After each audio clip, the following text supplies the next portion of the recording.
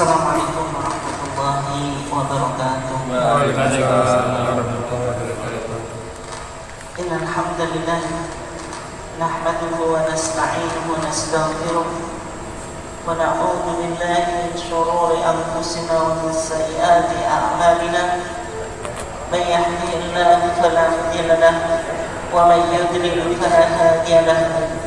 Asyhadu an la ilaha illallah wahdahu la syarika lahu wa asyhadu anna Muhammadan abduhu wa rasuluh. Allahumma shalli ala nabiyyina Muhammad wa ala alihi wa sahbihi ajma'in. Amma ba'd.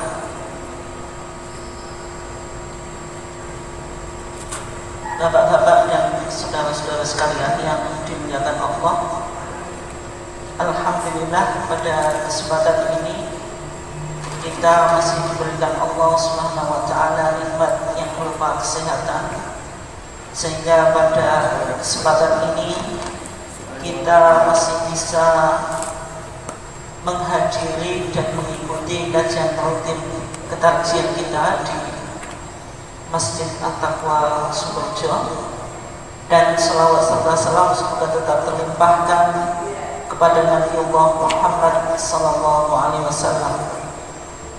Bapak-bapak dan saudara-saudara jamaah sekalian yang dimuliakan Allah, insyaallah pada kesempatan ini kita masih melanjutkan topik yang sudah kita kaji, yaitu yang berkaitan dengan manhaj tarjih. Di dalam pertemuan yang lalu kita sudah mencoba mengkaji bahwasanya ketika kita bicara tentang sumber hukum di dalam perspektif Muhammadiyah, sumber hukum itu diklasifikasikan menjadi dua macam. Yang pertama disebut sebagai sumber hukum primer, yaitu Al-Quran dan As-Sunnah Al-Maqbulah. Al-Quran dan Sunnah Maqbulah. Sehingga ketika Muhammadiyah menetapkan sesuatu, itu rujukan atau referensinya yaitu mengacu pada dalil yang ada di dalam Al-Quran dan juga dalil yang ada di dalam As-Sunnah. Dan sudah kita bahas bahwasanya Sunnah Maqbulah itu tidak hanya mencakup hadis yang sahih, tetapi juga hadis hasan, yang mana dulu di dalam Masail Al-Khams, kitab 5 masalah kita, itu menggunakan istilah As-Sunnah As-Sahihah. Karena istilah As-Sunnah As-Sahihah itu sering disalahpahami atau diidentikan dengan hadis yang sahih saja, padahal di dalam menetapkan sebuah hukum itu tidak hanya menggunakan hadis sahih, tetapi juga hadis hasan itu bisa dijadikan apa? Hujjah atau sumber hukum. Nah, sehingga di dalam Munas Tarjih tahun 2000, kata As-Sunnah Sahihah itu dicoba diulangi penafsirannya, sehingga dalam putusan kita tahun 2000 itu As-Sunnah Sahihah itu maksudnya apa? As-Sunnah Al-Maqbulah, yaitu sunnah yang bisa apa? Diterima, sehingga maksudnya tidak hanya hadis sahih tetapi juga hadis apa? Hasan, yang tidak dianggap sebagai hujjah atau tidak dapat dijadikan sebagai hujjah dalam pandangan Muhammadiyah itu adalah hadis dhaif. Sehingga dalam fadhailul a'mal, keutamaan amal pun di dalam putusan tarjih kita tetap mengacu pada hadis yang sahih, minimal apa? Hasan bi ghairi, dan tidak dibenarkan menurut manhaj tarjih kita, yaitu menggunakan apa? Hadis dhaif untuk menetapkan sebuah hukum. Jadi Al-Quran dan Sunnah itu sebagai apa? Sumber primer. Kemudian kita juga sudah berbicara tentang sumber-sumber sekunder atau paratekstual atau pendamping. Intinya ketika kita bicara tentang sumber sekunder, artinya sumber ini tidak bisa berdiri sendiri, tetapi tetap mengacu pada Quran dan Sunnah. Sehingga kalau kita kemarin sudah diskusikan, sumber pendamping atau sekunder atau instrumental yang digunakan di dalam majelis takjil itu ada beberapa macam. Yang pertama ijma, yaitu konsensus. Tetapi sudah kita kaji bahwasanya ijma yang diterima oleh Muhammadiyah itu ijma yang berdasarkan periodisasi atau masa, yaitu ijma yang terjadi pada masa sahabat. Sehingga ketika kita bicara ijma dalam konteks Muhammadiyah, ijma yang bisa diterima itu adalah ijma as-sahabat, yaitu ijma yang terjadi pada masa sahabat. Artinya definisi ijma yang berkembang, ada sebagian ulama yang mendefinisikan ijma itu secara populis, yang mana ijma itu disebut ijma hadhil ummah, kesepakatan umat ini. Artinya juga melibatkan kaum awam. Dan definisi ini kan apa? Problematik. Bagaimana kaum awam itu dimasukkan di dalam ijma atau konsensus? Padahal orang awam itu tidak bisa mengambil hukum atau beristimbat dari dalil Quran dan Sunnah. Sehingga kalau ijma itu didefinisikan ijma hadhil ummah, kesepakatan umat ini, maka sebenarnya definisi ini masih apa? Problematik. Waalaikumsalam. Yang kedua, ada sebagian ulama yang mencoba mendefinisikan ijma itu secara elitis. Artinya ijma itu hanya ijma mujtahidi hadhil ummah, yaitu kesepakatan para mujtahid umat ini. Artinya yang ikut konsensus di dalam menetapkan hukum itu hanya kelompok elit, yaitu kelompok para ulama.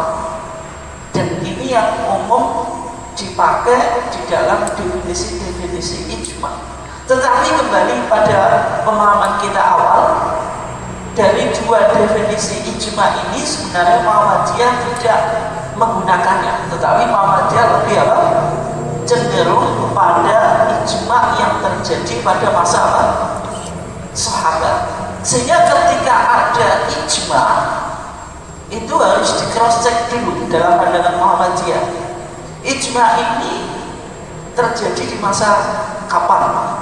Sehingga kalau tidak terjadi di masa sahabat, meskipun itu ijma ulama, maka belum bisa dijadikan sumber hukum. Misalnya terjadi ijma pasca sahabat, meskipun yang ijma itu para ulama, kalau kaum awam kan jelas tadi yang ada definisinya apa? Ijma hadhil ummah, kesepakatan umat ini. Kalau kesepakatan umat ini kan ada yang mujtahid, ada yang awam. Jelas definisinya apa? Problematik. Nah, kalau ada klaim tadi, klaim ijma bahwasanya ini ijma di kalangan para ulama, itu harus di cross check dulu, dikaji ulang apakah ini terjadi betul-betul ijma di kalangan para sahabat. Ketika tidak terjadi ijma di kalangan para sahabat, maka apa? Tidak bisa dijadikan hujjah. Ini pandangan Muhammadiyah. Sebenarnya pandangan Muhammadiyah ini meskipun berbeda dengan pandangan jumhur ulama, mayoritas ulama, tetapi pandangan ini sama dengan pendapatnya Al-Imam Ahmad ibn Hanbal.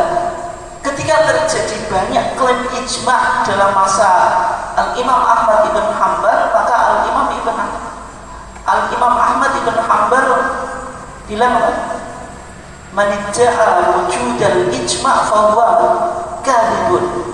Siapa yang mengklaim adanya ijma, maka dia dusta. Karena dalam pandangan Imam Ahmad, ijma itu hanya terjadi pada masa sahabat. Kenapa kok hanya pada masa sahabat? Karena secara populasi umat Islam pun pada masa sahabat itu masih apa?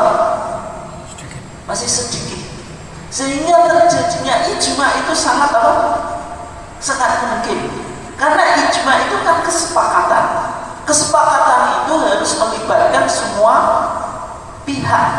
Tidak boleh hanya sekelompok atau beberapa orang saja.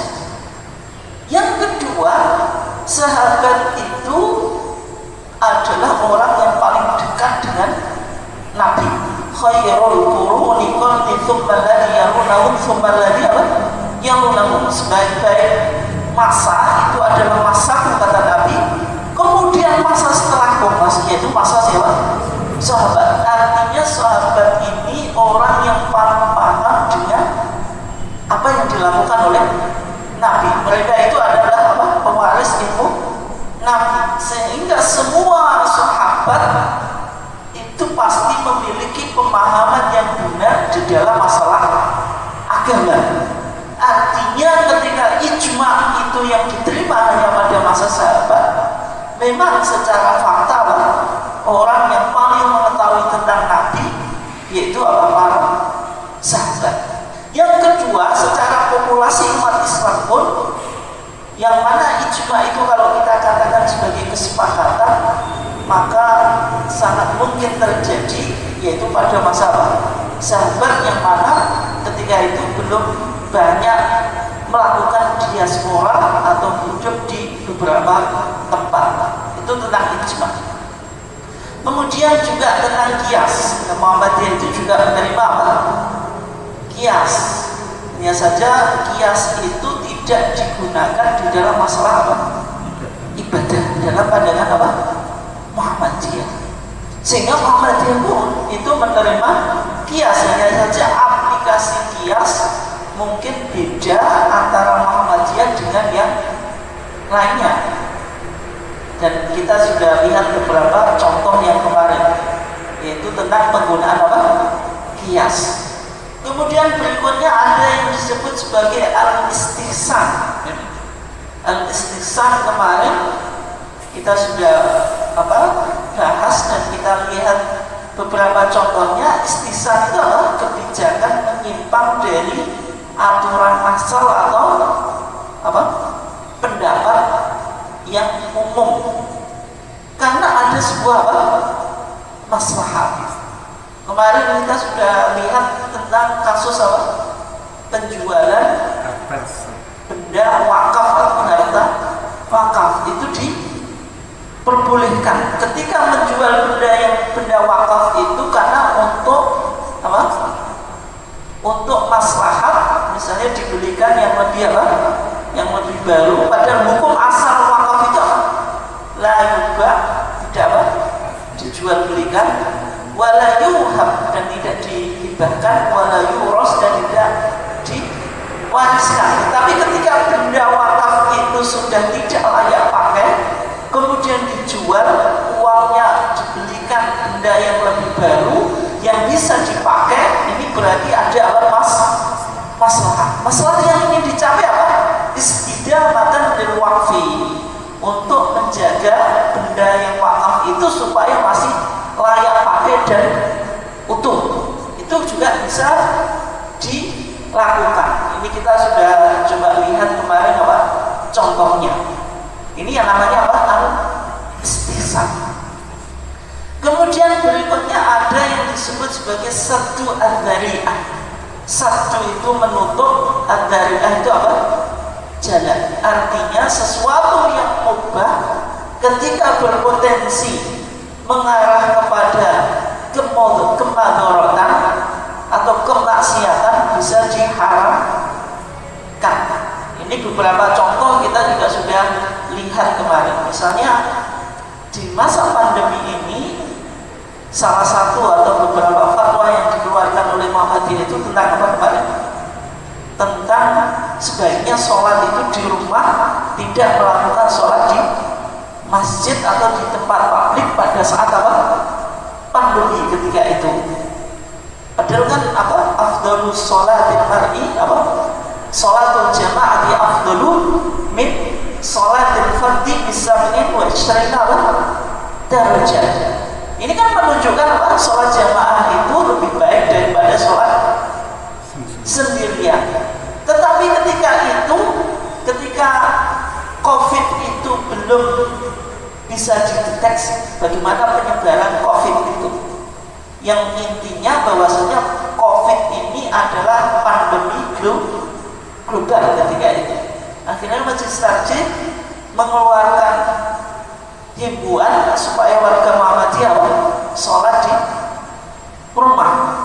Ini kenapa kok sholat di rumah? Karena apa?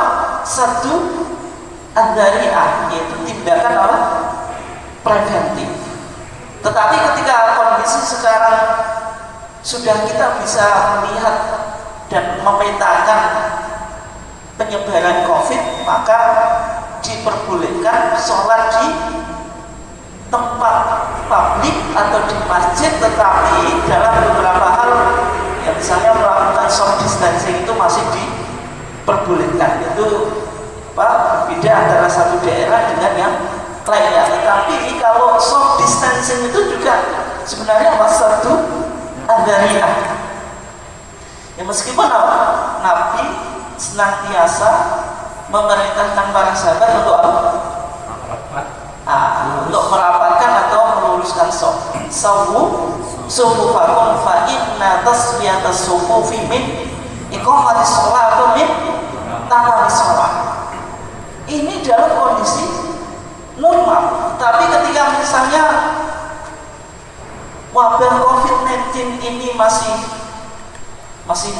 belum bisa dideteksi bagaimana itu, kemudian sebagai bentuk kehati-hatian ketika kita melakukan soft distancing, penjaraan secara soft itu juga menggunakan satu adariah, yaitu menjarak, merapatkan soft itu kan anjuran apa? Agama. Tapi ketika merapatkan soft itu berpotensi kepada kemadharatan, maka itu dihindari atau tidak? Dihindari. Berarti sesuatu yang diperintahkan ketika mengarah kepada kemadharatan apa? Boleh tidak dilakukan. Itu namanya apa? Satu adhariah. Oke. Kemudian berikutnya yang kita akan coba kaji pada kesempatan ini, meskipun nggak ada slide-nya ya, ini berat saya jelasin kalau nggak ada slide-nya. Tapi kita coba ya sebisa mungkin untuk ditangkap. Ada yang disebut sebagai al-maslahah al-mursalah. Al-maslahah al-mursalah. Maslahah itu apa? Kepentingan. Al-mursalah itu tidak terikat, atau secara umum ini disebut sebagai public interest, yaitu kepentingan umum. Maksudnya apa? Maslahah itu yang maslahah. Mursalah itu mutlak atau tidak terikat. Maksudnya tidak ada larangan dan tidak ada perintah. Kalau kita coba klasifikasikan, maslahah itu ada tiga. Nanti jenengan biar tahu ya. Yang pertama ada disebut sebagai maslahah al-mu'tabarah. Al-maslahah apa? Al-mu'tabarah. Maslahat yang diakui oleh syariat. Dan maslahah ini, ketika maslahah itu diakui oleh syariat, pasti maslahat ini datang untuk memproteksi 5 hal. Untuk memproteksi apa? 5 hal. Yang pertama, hifdzun nafs, menjaga apa? Jiwa, protection of life. Yang kedua, menjaga harta. Apa? Menjaga apa? Harta atau hifdzul mal. Yang ketiga, hifdzul akal, menjaga apa? Akal. Yang keempat, hifdzun nasl, yaitu menjaga apa? Keturunan. Yang kelima, hifdzuddin, yaitu menjaga agama. Ini jenengan ingat-ingat. Jadi syariat itu pasti datang membawa maslahat untuk memproteksi 5 hal. Yang pertama, meskipun nggak urut ya, apa tadi? Jiwa. Yang kedua, akal. Yang ketiga, apa? Harta. Yang keempat, keturunan. Yang kelima, agama. Jadi kan coba sebutkan syariat apapun, sebutkan contoh saja. Apa ini? Yang disyariatkan di dalam agama ini apa? Baik berupa perintah atau larangan. Coba jenengan sebut saja. Sholat itu berarti menjaga apa? Itu sholat itu kan wajib sholat, yaitu perintah untuk sholat. Perintah untuk sholat itu menjaga apa? Menjaga agama. Yang lainnya, apa? Contoh lain apa? Yang aneh-aneh saja. Apa? Yang larangan pendidikan. Nah, pendidikan. Pendidikan itu kan thalabul ilmi fardhatun ala kulli muslimin. Itu untuk menjaga apa? Kenapa kita dianjurkan untuk mencari ilmu? Berarti untuk menjaga apa? Menjaga akal dan juga bisa menjaga agama. Karena ketika agama itu tidak dipahami, berarti apa? Ya, agama tidak bisa apa? Berdiri kan? Sedekah. Apa? Sedekah. Sedekah itu menjaga apa? Harta. Menjaga harta dan agama juga. Sedekah menjaga harta, karena harta kita itu tidak mutlak milik kita. Sepenuhnya ada harta itu adalah apa? Titipan. Dan di dalam harta kita itu ada hak fakir miskin. Ketika kita berikan sedekah, maka harta atau kotoran harta kita itu menjadi suci kan? Mana usomalun min sodakotin. Harta itu tidak akan berkurang sebab sedekah. Contohnya banyak. Misalnya kenapa? Yang berupa larangan saja. Kita misalnya dilarang untuk zina, wala taqrabu az-zina. Kenapa kok syariat mengharamkan zina? Ingin menjaga apa? Keturunan agama. Menjaga keturunan. Coba kalau orang melakukan zina itu pasti punya anak, anaknya susah untuk diidentifikasi. Ini anaknya siapa? Keturunan. Akhirnya apa? Tatanan sosial jelas menjadi kacau. Karena ketika zina itu merajalela, orang wanita melahirkan tidak tahu apa ayahnya, ya, itu pasti menjadi apa? Tatanan sosial apa? Kacau, dan keturunan itu menjadi tidak jelas. Ini kan berarti kenapa? Wala taqrabuz zina, janganlah kau mendekati zina. Innahu kana fahisyatan wa sa'a sabila. Kenapa zina itu diharamkan? Karena syariat ingin memproteksi apa? Keturunan atau hifdun nasab. Yang lainnya larangan apa? Minum. Nah, minuman keras. Kenapa kok minuman keras itu haram? Innamal khamru wal maisir dan seterusnya. Kenapa kita tidak boleh meminum minuman keras? Untuk menjaga akal, hifdun akal. Yang lainnya apa? Biar jenengan apa? Tahu. Kenapa kok daging babi haram? Kira-kira apa ya? Dilarangkan. Agama. Menjaga agama atau Kesehatan. menjaga hifdun nafs, menjaga jiwa. Kenapa? Karena dalam kajian medis daging babi itu mengandung apa? Cacing pita yang sangat merusak kesehatan. Sehingga ketika babi itu diharamkan, berarti syariat ingin memproteksi apa? Jiwa. Contoh yang lain, haramkan apa? Biar kita mencoba berpikir, ini yang disebut maslahat. Mencuri. Kenapa kok syariat bilang as-sariqu was wasariqatu faqta'u aydiyahuma. Pencuri laki-laki dan perempuan itu suruh dipotong tangannya. Kenapa kok syariat mensyariatkan potong tangan? Potong tangan itu perbuatan baik atau tidak sebenarnya? Tidak. Tapi kenapa kok disyariatkan? Kenapa? Karena syariat ingin menjaga apa? Harta. Ketika orang mencuri itu menjadi halal, maka tatanan sosial kita jelas rusak. Kenapa? Karena setiap orang akan nanti sama dengan hewan. Tidak ada apa? Kepemilikan atau hak milik. Setiap orang melihat ada sesuatu yang berharga dan dia ingin langsung diambil. Tapi ketika syariat apa?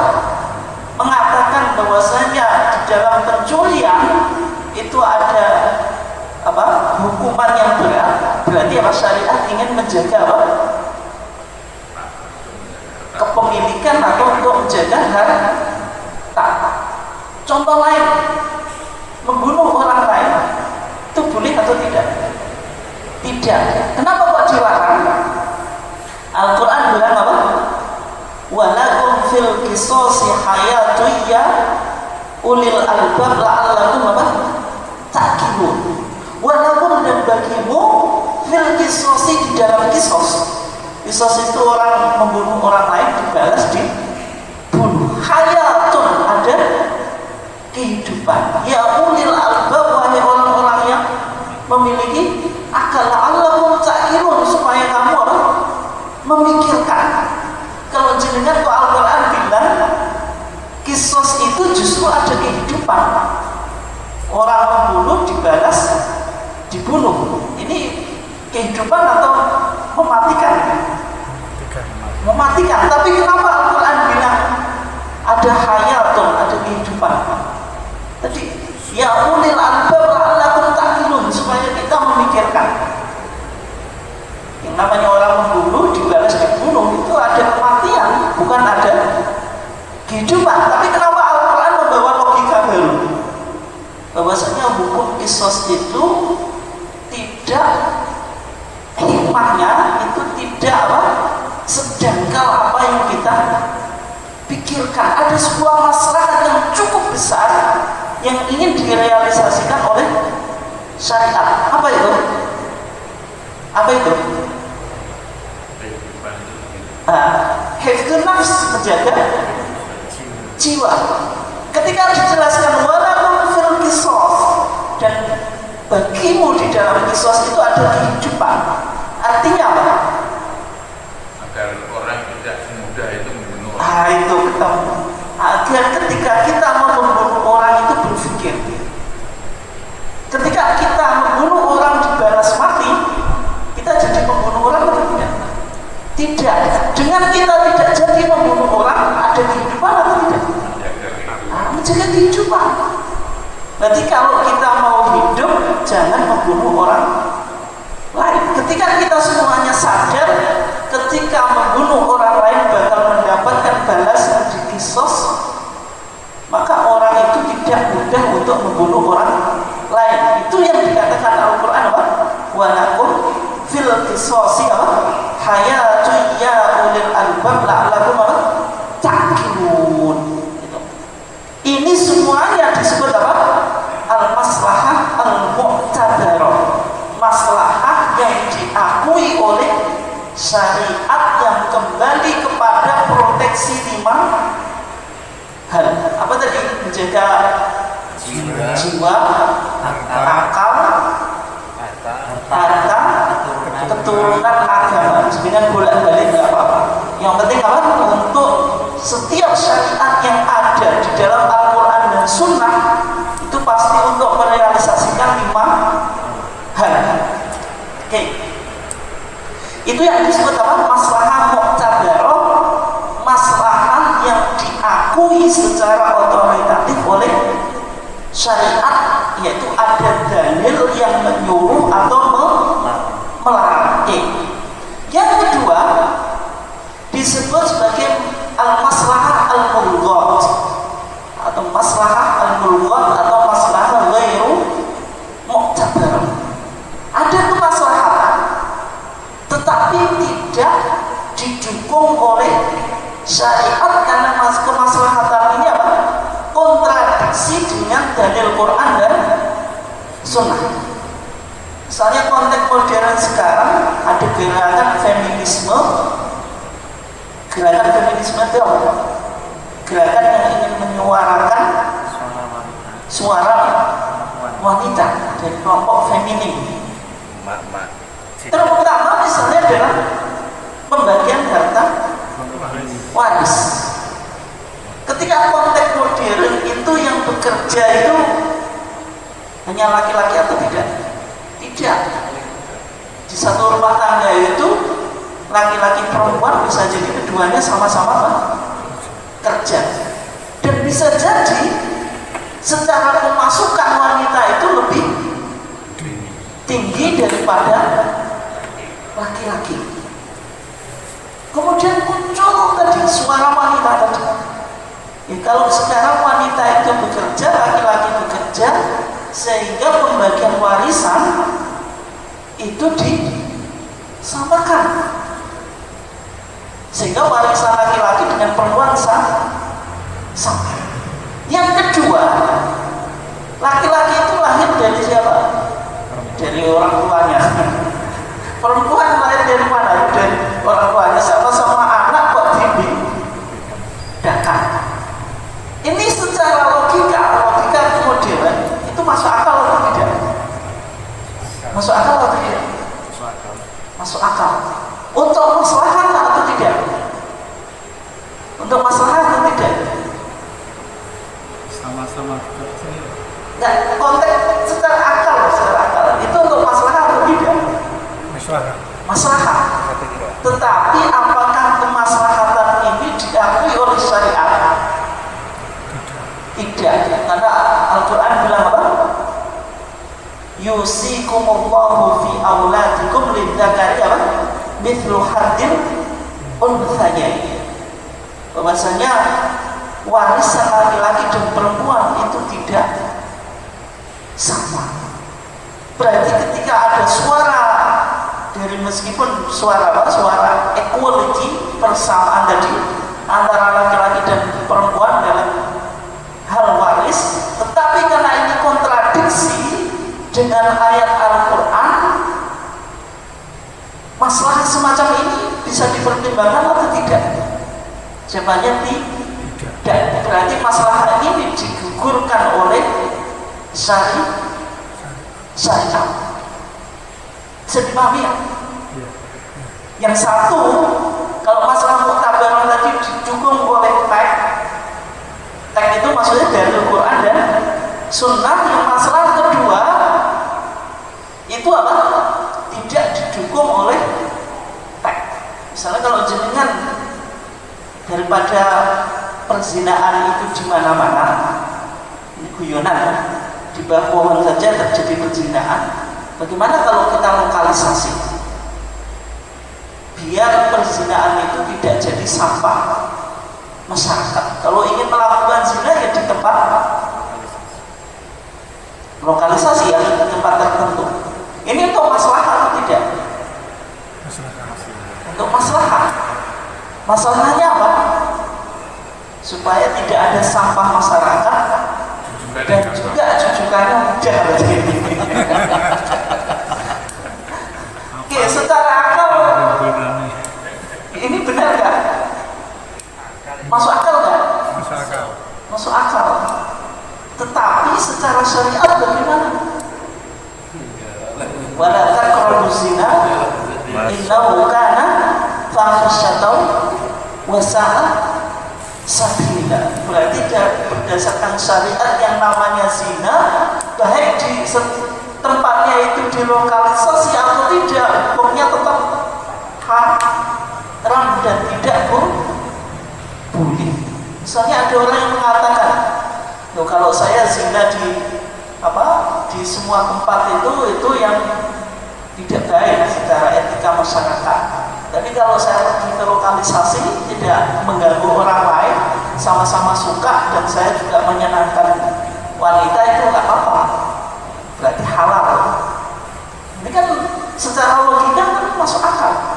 Tetapi secara syariat masalah semacam ini batal, dianulir atau nullified. Oke. Berarti yang kedua apa disebut apa? Maslahah ghairu mu'tabar. Yang ketiga, ada maslahah tidak ada perintah secara eksplisit atau secara spesifik dan tidak ada apa? Larangan. Konteks modern ada sertifikasi dalam berbagai macam hal. Sertifikasi kepemilikan. Kita mau beli tanah, biar ada bukti yang jelas ketika transaksi itu, maka ditanyakan apa? Sertifikatnya. Di dunia pendidikan juga semacam itu. Ketika melihat orang ini sesuatu qualified atau tidak, itu dibuktikan dengan ijazah. Kemudian dalam makanan pun, karena kita semuanya ragu, padahal hukum asal itu apa? Al-aslu fil asya al-ibahah. Tapi karena sekarang sudah kacau, itu yang halal yang disertifikasi, padahal yang seharusnya disertifikasi itu yang haram, karena haram itu jumlahnya sedikit dan hukum asal itu apa? Halal. Al-aslu fil asya al-ibahah atau al-hil. Hukum asal suatu itu kalau konteks makanan apa? Halal. Tapi karena dunia ini sudah kacau, akhirnya apa? Makanan pun harus ada sertifikasi. Kalau jenengan tanya, sertifikasi dalam konteks modern ini ada dalil yang melarang atau memerintah atau tidak? Tidak ada. Tapi adanya sertifikasi ini untuk merealisasikan masalah atau tidak? Untuk merealisasikan masalah. Ini yang disebut sebagai masalah apa? Mursalah. Jadi masalah mursalah itu apa? Masalah yang tidak didukung oleh agama, baik berupa perintah maupun larangan, tetapi bisa dijadikan acuan karena untuk merealisasikan apa? Kepentingan publik. Secara umum masalah mursalah ini digunakan oleh pemerintah atau lembaga-lembaga tertentu untuk apa? Untuk merealisasikan kemaslahatan publik. Regulasi-regulasi pemerintah itu ya masalah apa? Mursalah. Misalnya dengan pajak itu yang nggak ada dalilnya. Tapi kenapa orang wajib pajak? Misalnya lampu lalu lintas, jenengan tanya dalilnya mana? Ya nggak ada. Tapi kalau jenengan ditanya wajibkah kita mentaati lampu lalu lintas? Wajib. Kenapa? Karena ada masalah yang ingin direalisasikan. Ketika orang tidak mentaati lampu lalu lintas, maka berpotensi apa? Banyaknya kecelakaan. Ini kan berarti apa? Masalah mursalah. Oke. Jadi ketika kita bicara masalah mursalah, yaitu tadi masalah yang tidak ada dalil yang melarang atau memerintahnya secara spesifik atau secara jelas. Dan kemudian maslahah itu sebenarnya berjenjang juga. Ada yang disebut maslahah daruriyah, maslahah yang sifatnya itu esensial, atau kalau kebutuhan adalah kebutuhan apa? Primer. Contohnya apa? Sandang, pangan, papan, itu kan apa? Primer. Yang kedua, masalah yang daruriyah itu biasanya kembali ke 5 hal tadi, itu menjaga agama, menjaga akal dan seterusnya. Yang kedua, ada masalah sifatnya itu hajiyat. Hajiyat itu apa? Kebutuhan yang sifatnya apa? Sekunder. tidak penting, tetapi ketika tidak terpenuhi menjadikan hidup kita menjadi susah, sehingga Islam datang memberikan rukhsah, yaitu keringanan. Nanti kita juga lihat ya, misalnya ini nanti terakhir yang ketika ada taksiniat itu kalau kebutuhan sifatnya tersier, ini hanya sekedar hiasan estetika saja. Ibarat rumah kalau daruriyahnya itu pokoknya bangunan rumah secara utuh itu ya daruriyah. Kalau hajiyah itu misalnya secara umum ya rumah itu ada pintu, ada pagarnya dan sebagainya. Kalau taksiniat itu misalnya dekorasi rumahnya bagaimana? Ketika jenengan rumahnya tidak dicat, tidak didekorasi, itu juga tidak menjadikan masalah. Karena ini hanya taksiniat, yaitu masalah tersier. Maka masalah itu bisa dibagi menjadi semacam ini. Ya, contohnya tadi ini langsung aplikasi ya tadi ketika Majelis Tarjih mengeluarkan fatwa sholat di rumah, ini contoh yang paling mudah. Ketika musim pandemi. Berarti kalau jenengan lihat sholat di rumah dalam masa pandemi itu ada dua masalah. Sholat itu masalah menjaga menjaga agama. Pandemi ketika kita keluar dari rumah, kita supaya tinggal di rumah berarti menjaga jiwa. Sama-sama menjaga agamanya dan menjaga jiwanya, ini bisa ditransformasikan menjadi tiga tadi. Sholat itu yang daruriyah, yang primer jenengan tetap mengerjakan, baik secara jamaah atau sendirian. Yang hajiyah atau yang sekundernya kita melakukan sholat secara berjamaah. Kemudian menjaga jiwa juga berjenjang. Menjaga jiwanya bagaimana? Kalau misalnya ini berpotensi kepada kematian, maka ini menjadi kebutuhan primer. Kalau hanya kemungkinan sakit atau kemungkinan yang belum jelas itu kan belum daruriyah, bisa jadi masih hajiyat. Nah, kalau jenengan analisa kenapa kita dianjurkan di rumah, itu ada kontradiktif masalah. Berarti apa di situ? Ada menjaga jiwa dan menjaga agama. Menjaga agama yaitu sholat. Sholat itu bisa sendirian, bisa berjamaah. Yang primer itu apa? Pokoknya mengerjakan sholat. Adapun berjamaah itu tidak primer, karena sholat itu bisa ditunaikan di rumah, dan di rumah pun bisa berjamaah. Tapi tadi ketika jenengan keluar rumah berpotensi terpapar COVID-19, berarti menjaga jiwa ini level masalahnya ini primer, sekunder atau tersier? Primer. Kalau sekarang keluar di publik itu masih spekulasi kan. Tapi ketika wabah COVID kayak dulu, kita kan nggak tahu. Jangan-jangan kita keluar langsung terkapar virus. Ini artinya apa? Ada kontradiktif, sehingga yang dimenangkan Majelis Tarjih sholat di rumah. Kenapa?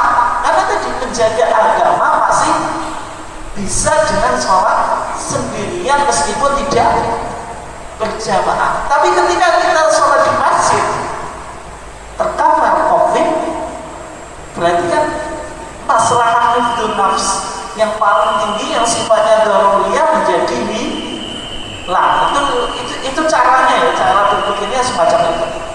Yang mudah-mudahan itu ya bisa ditangkap. Ya, monggo kalau ada pertanyaan.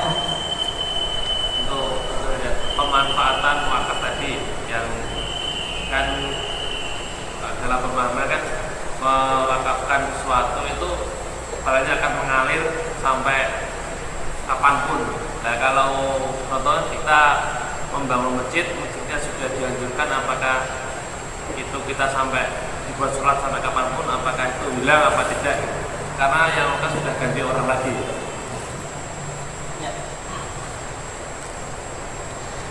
Ya, itu pertanyaan yang menarik ya. Ketika kita lihat di putusan wakaf kita ini, di putusan wakaf kita, maka di putusan wakaf yang diputuskan oleh Majelis Tarjih di Muktamar Khususi ke-32 di Purwokerto tahun 1953, maka di sana dijelaskan, ini teksnya, mata adima naf'ul mawquf bihi li nahwi halakin falaka tasarrufu bihi fima yumathiluhu aw yushabihu fi naf'i aw bai'uhu aw shira'u syai'in akhar bi thamanihi istidamatan lil waqfi. Katanya apa? Di mana perlu kalau barang wakaf itu sudah lapuk atau rusak, bolehlah engkau pergunakan untuk lainnya yang serupa, atau engkau jual atau engkau belikan barang lain untuk meneruskan wakafnya. Artinya apa? Artinya ini membolehkan benda yang diwakafkan itu ketika sudah tidak layak fungsi untuk apa? Dijual, dibelikan benda yang baru. Fungsinya apa? Istidamatan lil waqfi, untuk menjaga harta wakaf itu supaya tetap apa? Tetap berfungsi. Kalau misalnya masjidnya direnovasi, sudah tidak layak, tapi tidak layak itu perlu untuk dikaji loh. Tapi kalau sudah terlalu lampau, kalau sekarang kan orang renovasi masjid itu kadang tren, belum waktunya sudah dipaksakan, itu maksudnya perlu dikaji loh. Tapi intinya ketika terjadi renovasi itu kan artinya masjid yang lama sudah tidak layak pakai. Tidak layak pakai itu macam-macam. Bisa apa? Yes, bisa bangunannya sudah tidak sesuai dengan standar, atau misalnya kalau peralihan tempat, bisa jadi tempat masjid yang dulu itu tempatnya tidak begitu strategis, kemudian tanahnya dijual, dibelikan tanah baru yang tempatnya lebih strategis dan macam-macam. Intinya kan apa? Wakaf yang asli itu apa? Hilang atau diganti yang baru.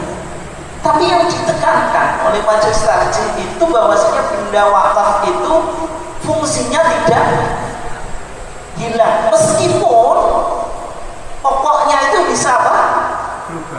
Bisa berubah, bisa beralih. Kalau masjid yang baru sudah tidak layak huni, kemudian apa? Di renovasinya itu lebih layak untuk dihuni. Berarti kan masalahnya masih tetap. Apakah yang menjadi pertanyaan, apakah hartanya hilang ketika karena kan dihubungkan tadi nilainya, ya dihubungkan dengan barangnya itu ada atau tidak. Tapi kalau tarjih lantai misalnya ya, hilang kan, ya, hilang akhirnya kan hilang. ya.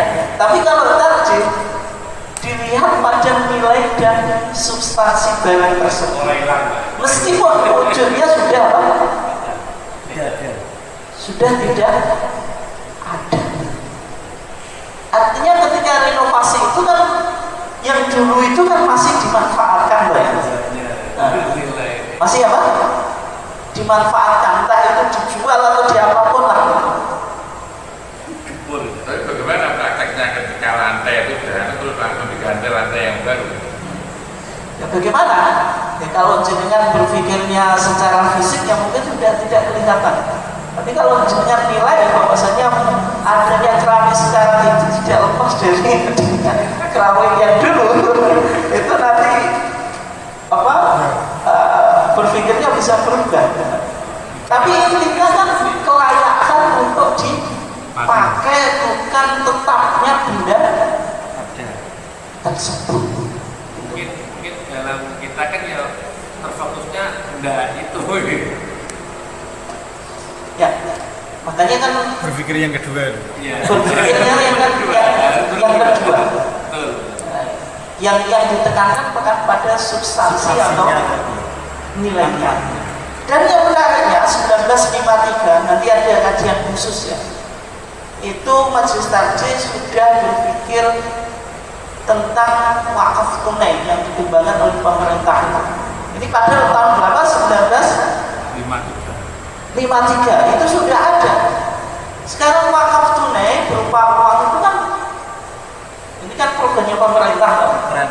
Nah, itu sudah dipikirkan oleh Majelis Tarjih 1953 bahwasanya meskipun kita wakaf dengan uang, kemudian uang kita itu diinvestasikan berkembang itu diperbolehkan karena asalnya ini ya uang itu meskipun nilainya ya segitu misalnya. Kemudian berkembang ini diperbolehkan. Nanti kita bahas bedanya wakaf tunai dengan wakaf mengumpulkan uang untuk beli barang. Berarti kalau wakaf tunai itu yang uang kita ini yang dianggap wakaf.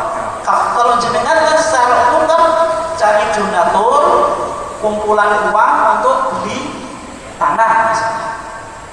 Ini bukan wakaf tunai namanya.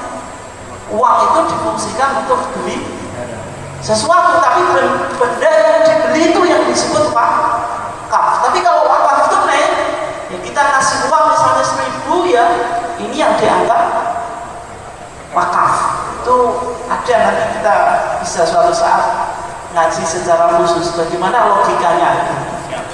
Oke. Ya sudah jam 5 kita tutup. Oke, terima kasih Bapak-bapak dan saudara-saudara sekalian yang dimuliakan Allah. Kita tutup dengan bacaan alhamdulillah. Wassalamualaikum warahmatullahi wabarakatuh. Waalaikumsalam.